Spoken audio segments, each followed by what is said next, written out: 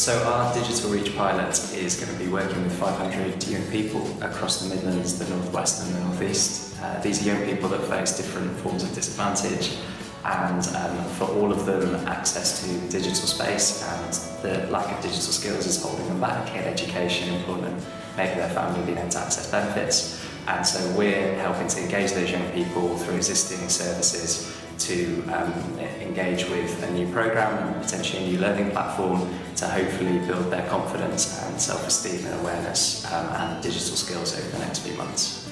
So our pilot as part of the Digital Reach programme is called Did You Know? And we have selected 10 organisations across the UK Youth Network to become digital hubs.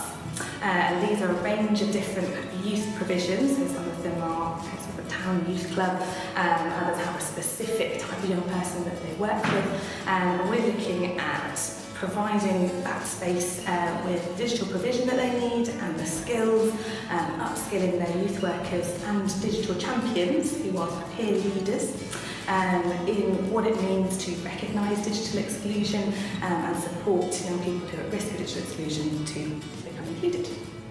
Our Digital Reach project is called My Digital Life, and it's looking to upskill 150 young people in Swansea in their digital skills. So we're now working directly with young people. We've got a women's group in Newcastle. We're working with individual young people in care homes in Manchester, and we're working through youth clubs and drop-in centres in the Midlands, working with young refugees. And so it's going well so far. Young people are really engaged. They don't always recognise the idea of digital skills or digital disadvantage, but when you kind of work through things with them, they're really interested in it, and I think we'll get a lot out of the programme.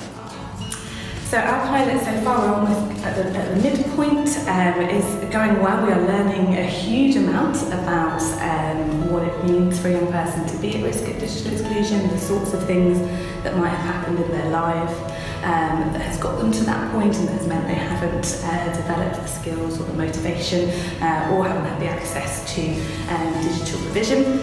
So we've taken a huge amount of learnings, we've done a lot of consulting with the young people in our spaces and the youth workers who support them to try and really understand this issue on the ground. Our pilot has only just started, so we've done 2 weeks of face-to-face delivery, but we have done 3 months of consultation, planning, making a strategy, what young people want to learn about, how they want to learn, and so we've got 3 days of sessions every week, as well as 2 evening sessions that young people can access. So we're pretty confident with hitting our target pretty swiftly. So I think what we can expect to see next from the pilot is just a lot more learning. I think we're now engaging daily, weekly with young people in different parts of the country, and we will learn from that experience. We're building a new learning platform where we're trying to get badges which young people can work through to show the progression that they're making.